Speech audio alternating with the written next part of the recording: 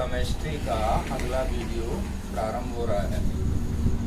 इसमें हमारा topic atomic structure और उसके अंतर्गत परमाणु का समरफील्ड मॉडल बताना। समरफील्ड मॉडल से पहले आपको बोर का मॉडल बताया गया था। बोर ने 1913 में रदरफोर्ड मॉडल ने संशोधन करते हुए एक नया मॉडल तैयार किया था, बोर मॉडल कहते हैं। लेकिन इस बोर मॉडल में भी कुछ कमियां रह गई। यानी बोर मॉडल कुछ चीज़ों का स्पष्टीकरण नहीं कर सका। जैसे बोर मॉडल में ये तो बताया गया कि रेखीय स्पेक्ट्रम में निश्चित आवृत्ति की रेखाएं प्राप्त होती हैं, लेकिन रेखीय स्पेक्ट्रम में अनेक सूक्ष्म रेखाएं पाई गई जिसकी स्पष्ट व्याख्या ये नहीं कर सका, बोर का मॉडल नहीं कर सका। दूसरी चीज हाइजेनबर्ग्स अनसर्टेनिटी प्रिंसिपल, इसका विरोध करता था। हाइजेनबर्ग का अनिश्चितता सिद्धांत इसका विरोध करता था। और डी ब्रोगली की जो तरंग दैर्घ्य है, यानी डी ब्रोगली से ने जो निष्कर्ष निकाला उसको तो इन्होंने अप्लाई किया, लेकिन उसका गणितीय निरूपण नहीं कर पाए।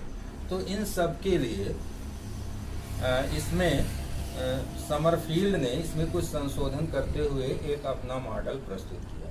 समरफील्ड ने देखा, जब अधिक दक्षता वाले टेलीस्कोप से देखा कि इसमें जो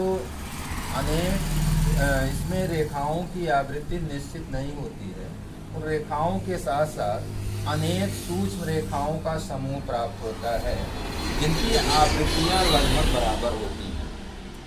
तो इस आधार पर समरफील्ड ने बोर के परमाणु मॉडल में संशोधन किया। उन्होंने सूक्ष्म रेखाओं की व्याख्या की। समरफील्ड ने बताया कि किसी कक्षा में जितने भी इलेक्ट्रॉन हैं सबकी आवृत्ति समान नहीं हो सकती। कुछ की आवृत्ति, कुछ की ऊर्जा अलग और एक दूसरे प्रकार कुछ इलेक्ट्रॉनों की ऊर्जा अलग हो सकती है। इस आधार पर समरफील्ड ने वृत्तीय कक्षाओं के अंतर्गत, वृत्तीय कक्षा है, इसके अंतर्गत दीर्घवृत्तीय कक्षाओं की परिकल्पना की, दीर्घवृत्तीय कक्षाओं को बताया। तो इसमें समरफील्ड मॉडल के मुख्य तथ्य निम्नलिखित हैं। समरफील्ड मॉडल के मुख्य तथ्य निम्नलिखित हैं। जैसे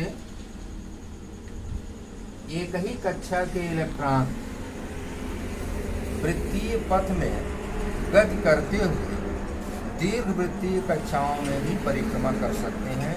ये नाभिक से प्रभावित होते हैं। तो जब ये दीर्घवृत्तीय कक्षा में परिक्रमा करेंगे तो हम जानते हैं कि किसी दीर्घवृत्त में दो एक्सिस होते हैं, एक मेजर एक्सिस, दूसरा माइनर एक्सिस, और इसके किसी भी एक नाभिक पर न्यूक्लियस स्थित होगा, एक केंद्र पर किनारे न्यूक्लियस स्थित होता है। दूसरा इसका था कि किसी दीर्घवृत्तीय पथ पर गति करते हुए इलेक्ट्रॉन का कोणीय संवेग kh/2π होता है। h/2π का पूर्ण गुणित होता है, जहाँ k शून्य को छोड़कर एक पूर्ण संख्या है, शून्य को छोड़कर एक पूर्ण संख्या है।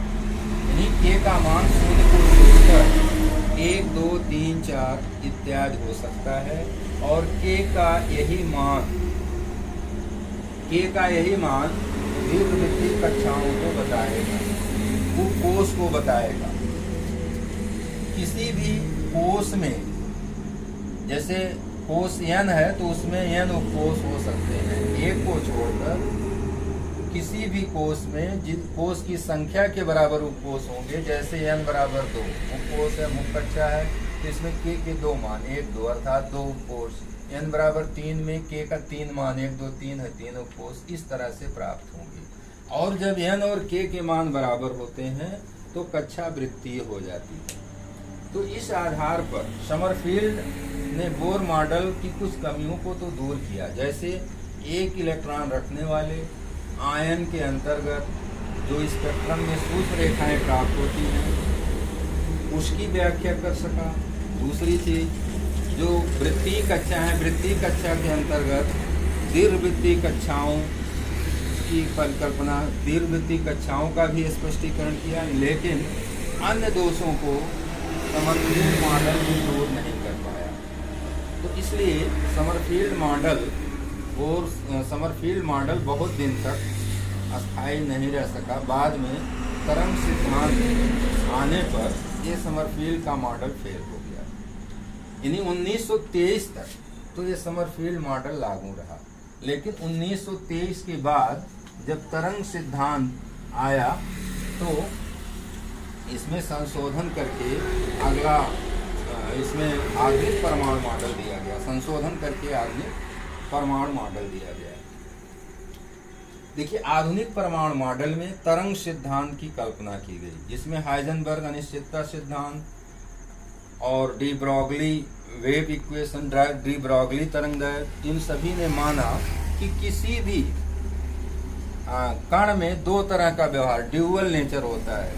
ड्यूअल नेचर का मतलब वो कण की तरह भी व्यवहार कर सकता है और तरंग की तरह भी व्यवहार कर सकता है। तो डी ब्रॉगली और हाइजेनबर्ग के पहले आइंस्टीन ने विकिरण के संदर्भ में द्वैत प्रकृति की व्याख्या की थी। अर्थात उन्होंने बताया कि विकिरण है, विकिरण में द्वैत प्रकृति होती है। अर्थात वो कभी कण की तरह व्यवहार करता है, कभी तरंग की तरह व्यवहार करता है। इसके आधार पर आइंस्टीन ने इसका एक प्रायोगिक परीक्षण किया, और इस प्रायोगिक परीक्षण में जैसे प्रकाश पुंज में विवर्तन और व्यतिकरण तरंग सिद्धांत की पुष्टि करता है, प्रकाश वैद्युत प्रभाव इसके द्रव्य होने की पुष्टि करता है, लेकिन आइंस्टीन का जो तरंग सिद्धांत था केवल विकिरण तक ही सीमित था। 1924 ईस्वी में डी ब्रॉगली ने ये बताया कि तरंग द्वैत व्यवहार, यानी तरंग और कण का व्यवहार केवल विकिरण में ही नहीं होता, वरन जितने भी कण हैं सभी द्वैत व्यवहार प्रदर्शित करते हैं। अर्थात कण और तरंग दोनों का व्यवहार प्रदर्शित करते हैं। इस आधार पर इसे कहते हैं द्रव्य तरंगे कहा जाता है, क्योंकि द्रव्य के अंदर भी तरंग का गुण होता है। और डी ब्रॉगली ने इसमें एक रिलेशन बनाया था, लैम्डा =h/mc को चेंज करके, नहीं तो विकिरण के लिए हो गया लैम्डा h/mu करके, यानी u जहाँ किसी भी कण का वेग हो सकता है। इस आधार पर हम देख सकते हैं कि lambda inversely proportional to 1/m, अर्थात द्रव्य का कण, द्रव्य का द्रव्यमान या कण का द्रव्यमान तरंग दैर्घ्य के व्युत प्रमानुपाती है। द्रव्यमान जितना कम होगा तरंग दैर्घ्य अधिक होगी, द्रव्यमान अधिक होगा तो तरंग दैर्घ्य कम होगी। अर्थात अधिक भारी कण तरंग व्यवहार कम प्रदर्शित कर पाते हैं। छोटे कण जैसे परमाणु कण है, इलेक्ट्रॉन, प्रोटॉन इत्यादि, इनमें तरंग व्यवहार अधिक प्रदर्शित होता है। तो इस आधार पर बाद में इसमें आधुनिक मॉडल दिया गया, और इसमें डी ब्रॉगली ने कैसे तरंग दैर्घ्य को निकाला था उसका डेरिवेशन कल के वीडियो में बताएंगे, और आगे हाइजेनबर्ग अनिश्चितता सिद्धांत की कल्पना है।